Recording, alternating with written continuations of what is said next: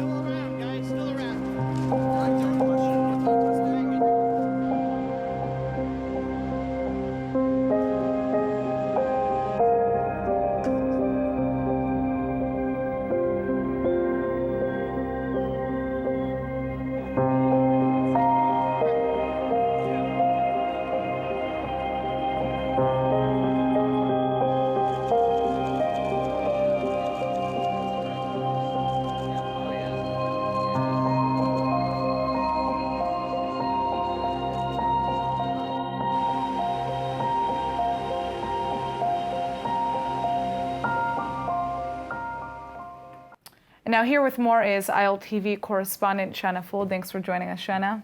Absolutely. It's so hard to look at some of that footage for me sometimes. I get emotional every year on this day. But what you said is actually true.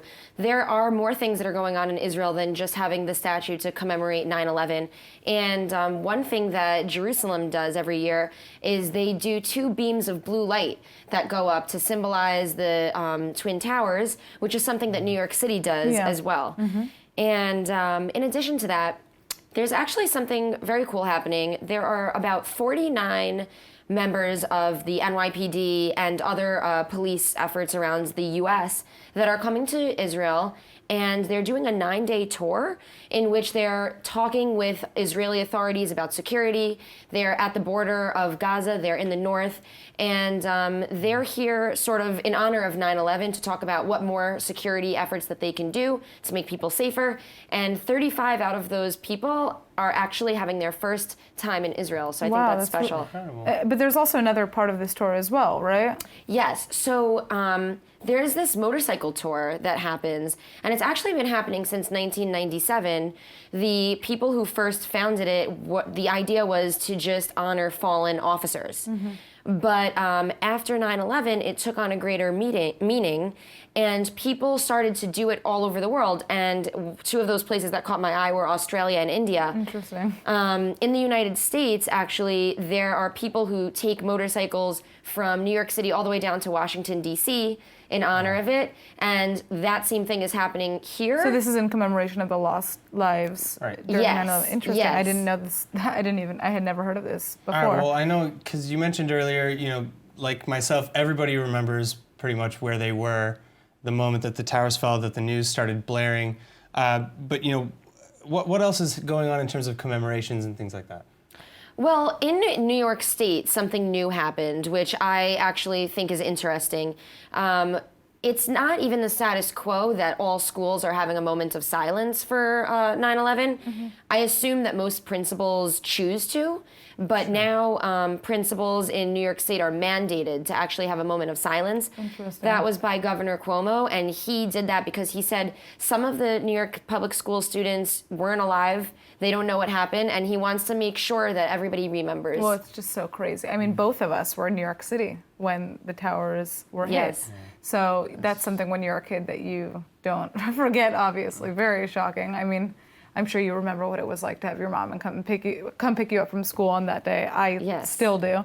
And it's just crazy to think that there's now a generation of young people who... For me, on the other hand, I remember, you know, they announced it in school. Everybody just stopped doing what they were doing and ran to the TVs to watch. School was canceled. Well, it's crazy because in Israel as well, Israelis say the same thing. They remember exactly when they saw the news of this terror attack happening in New York City because, you know, my husband says, for example, that was something that happens here, but not something that he had ever seen in America. That was really, that gives me chills. It really is global news. All right, well, thank you so much for joining us, Shana. No problem. Moving on, after a year and a half in the post, United States National Security Advisor John Bolton has resigned. Bolton has been a staunch supporter of Israel, and his resignation makes him the 3rd National Security Advisor to come and go under President Donald Trump. Deputy National Security Advisor Charles Kupperman has been tapped as Bolton's replacement. President Trump broke the news on Twitter in classic Trump style, writing that he informed Bolton on Monday night that his services were no longer needed. He also tweets that he and others in the administration disagreed strongly with many of Bolton's suggestions. And it's known that, in fact, there have been serious disagreements on what to do about Iran, Afghanistan, North Korea, and elsewhere. For example, Bolton was reportedly upset by Trump's continued call to negotiate with Iranian President Rouhani. Neither Trump nor any other White House officials have named specific conflicts, though. In addition to the confusion over the reasons for Bolton's exit, there are also questions about who initiated the resignation in the first place. Trump indicates that Bolton was fired, while Bolton responds on Twitter that he had already offered to quit anyway. He says he offered to resign, but then Trump said, "Let's talk about it tomorrow," just hours before announcing the resignation anyway. And whatever the case, the question now is what will happen next with Trump's security policies abroad. Bolton is seen as a hawk in Washington and a staunch supporter of Israel amidst the conflicts in the Middle East. He's also seen as a harsh critic of Iran and its malign activities. So Iranian officials, for one, have already expressed their contentment, saying that hopefully this will enable American policymakers to look at Iran in a less biased manner. Israeli Prime Minister Netanyahu is making more bold accusations this week. He's exposing yet another alleged secret nuclear site located in central Iran. And while the Prime Minister isn't going into too many details regarding what experiments were performed there, he does claim that it was used to conduct nuclear weapons testing. Netanyahu also claims to have learned about the site through the nuclear archives that Israel raided from Tehran last year. But after seeing that Israel had found the facility, Netanyahu says Tehran abandoned it and destroyed the evidence. Today we reveal that yet another secret nuclear site was exposed in the archives that we brought from Tehran. In this site, Iran conducted experiments to develop nuclear weapons. This is the site near Abadeh, south of Isfahan. When Iran realized that we uncovered this site, here's what they did. They destroyed the site. They just wiped it out. Well, Netanyahu's claims appear to be corroborated too. Israeli Channel 12 news analyst Ehud Yaari notes that the secret nuclear facility in Abadeh was among the largest air defense facilities Iran built in the past 7 years. And it's just a stone's throw away from Iran's Natanz uranium enrichment plant and the yellow cake production site in Isfahan. Iranian Foreign Minister Mohammad Javad Zarif, on the other hand, says that Netanyahu is just looking for war, tweeting that, quote, the possessor of real nukes cries wolf on an alleged demolished site in Iran. And meanwhile, political rival Benny Gantz from the Blue and White Party is blasting Netanyahu for using sensitive security intelligence for cheap political points ahead of elections. But politically motivated or not, all of the evidence still seems to point towards Iran lying. Zarif has not addressed in his response what the site was, nor why it appears to have been demolished. And the IAEA has also confirmed on Monday that Iran was in fact installing advanced centrifuges, the third official breach of the JCPOA just days after finding traces of uranium at the last site that Israel exposed. Prime Minister Netanyahu therefore ended his revelation by calling on the international community to continue exerting sanctions and pressures on Tehran. This is what I have to say to the tyrants of Tehran.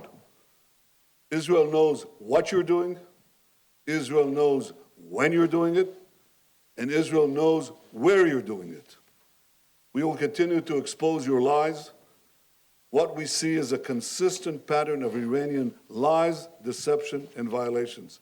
I call on the international community to wake up, to realize that Iran is systematically lying, and I call on the international community to join President Trump's sanctions to exert more pressure on Iran. Meanwhile, in the south, the IDF confirms that an Israeli copter-style drone was lost overnight in Gaza, and Palestinian sources report that Hamas now has possession of the UAV after shooting it down over Rafah in the southern Gaza Strip.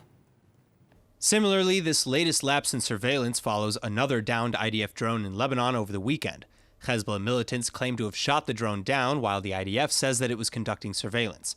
Then 2 weeks ago, Hezbollah claims to have fired upon 3 other Israeli drones in Lebanon just days after allegedly Israeli UAVs fell down over Beirut.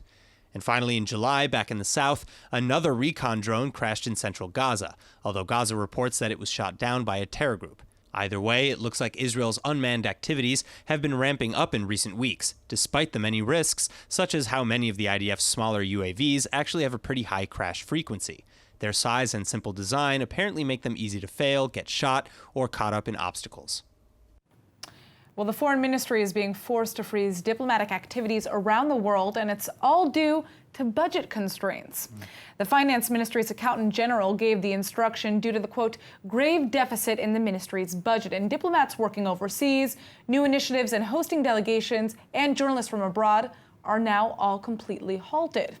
The foreign ministry is calling this intervention by the finance ministry unprecedented and says that at a time when Israel is dealing with the threat of Iran and its proxies, the foreign ministry and its missions abroad will be almost entirely paralyzed.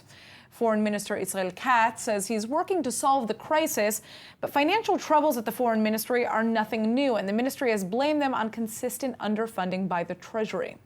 Now, this latest decision by the finance ministry comes just 2 months after it signed a deal with the foreign ministry to provide a significant increase in its budget and divert a planned strike that would have shut down Israeli missions in different countries every day.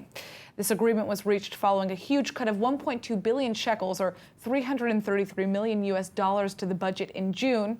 And additionally, in May, the state comptroller issued a report detailing that ambassadors and staff had been living abroad on assignment in uninhabitable conditions, some envoys in rat-infested dwellings and sleeping on mattresses on the floor.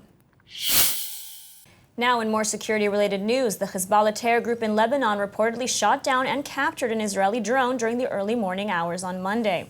And the IDF has since confirmed the reports. But an official Israeli army statement also explains that there's no reason to worry, as a small copter-style UAV was purely for reconnaissance, so there's no concern that information could be taken from the drone. This latest incident follows 2 weeks of serious escalations in the region, though. On Sunday, August 25th, for example, 2 alleged Israeli drones exploded over Beirut, prompting Hezbollah chief Nasrallah to vow to shoot down all drones in the future. Then, 1 week later, on September 1st, Hezbollah launched anti-tank missiles towards IDF positions in the north. And the IDF retaliated with over 100 artillery shells. So in preparation for a continued deterioration along the northern Israel border, the IDF launched a large-scale exercise simulating war with Hezbollah and other pro-Iran forces. And the drill, known as Operation Keystone, will primarily focus on the efficiency of senior officers and their staffs in times of conflict. Coincidentally, though, as the IDF prepares for northern clashes continue to find Israel, as a number of rockets were reportedly fired at Israel from the outskirts of Damascus Monday morning. And a Shiite militia operating under IRGC's Quds Force is largely believed to be responsible. The rockets seem to have fallen short, however, and no damages or injuries are reported. And finally, a short while later, unidentified aircrafts launched strikes on a base belonging to Iran-backed militias in Syria near Iraq. According to sources in the area, the base is identified as belonging to the Popular Mobilization Force and the Lebanese Hezbollah group. And at least 18 militants at the base are reported killed. But it's not yet known if the airstrikes and the rocket fire from Syria are connected. Despite the cabinet unanimously passing the draft legislation on Sunday, the Israeli Knesset has now shut down the controversial bill that would have allowed political observers to go to polling stations with cameras. And it turns out that aside from the heavy criticisms from Attorney General Mandelblit and Central Elections Committee, Avigdor Lieberman's Israel Beitenu party is the holdout that caused the legislation to fail. But until Monday's first Knesset vote, expectations were high that the proposal would pass, especially as the right-wing Yamina, Shas, UTJ, Kulanu, and Likud parties all pledged to vote in its favor. And Netanyahu explained during the cabinet meeting Sunday how necessary the bill was for ensuring mutual supervision and transparency in Israel's elections. Again, though, Israel Beitenu's Avigdor Lieberman shut down the bill, explaining that he would only support cameras at polling stations under the oversight of a state body and not individual parties. And Attorney General Mandelblit still maintains that while adding cameras may be a good idea, the attempted hasty rollout of this plan was aberrant and flawed, with potential to wreak havoc on the voting process and undermine the elections. And likewise, the Knesset's legal advisor Eyal Inon agrees, adding that this bill raises legitimate fears of voter intimidation while failing to meet the test of constitutionality. And Inon also explains that anyways, the bill is unnecessary as concerns of voter fraud are already addressed in the Central Election Committee's pilot program to position 3,000 non-affiliated monitors at polling stations across the nation. Meanwhile, in the West Bank, 60-year-old Israeli Yosef Perez and his 17-year-old son Liber from Ofakim are in recovery after being stabbed by a 15-year-old Palestinian terrorist. And the pair were attacked Saturday morning while visiting a Palestinian dentist in the village of Azun. And the father, Yosef, was lightly injured in the arm, while his son Liber remains hospitalized with multiple stab wounds to the upper body. Yosef's brother was also present for the attack, but was not hurt. הגעתי לאזון, טיפול שיניים. נכנסנו, הגיע הדוקר. יותר מזה, אין מה להגיד. הוא פנה אליכם או ישר? כלום. ישר התנפל עליכם? כן, נכנסנו, פתאום קולטים מישהו מאחורה. שאל אותו, אתם יהודים או ערבים? אחי אמר לו, אנחנו יהודים. אני מסתכל עליו, פתאום אני קולט שיש לו דוקרן ביד.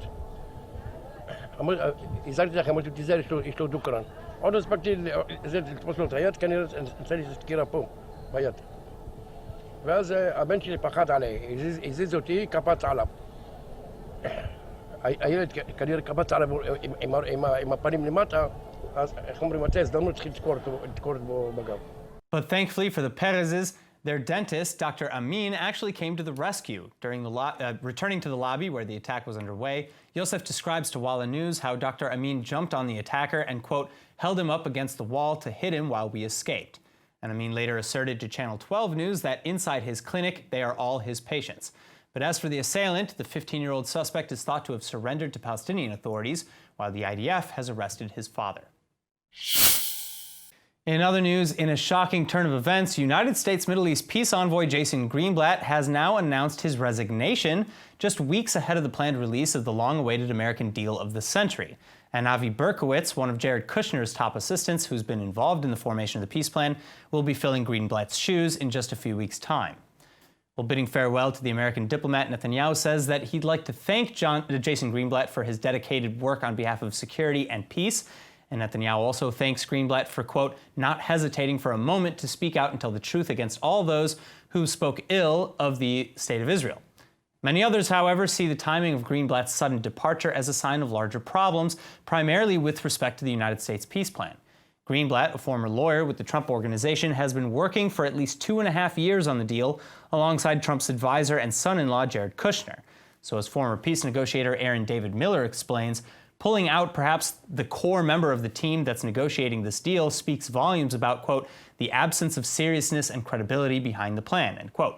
Officially speaking, though, the Orthodox Jewish Greenblatt has reportedly simply decided to return to New Jersey to work in the private sector and be with his wife and 6 children, who throughout the administration have resided in New Jersey.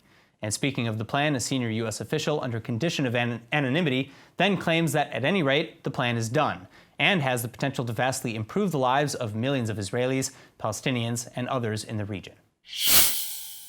All right, that's it for this week's Roundup. Tune in next week for the next episode of ILTV's Weekly Review. I'm Aaron Porras, and thank you for joining us.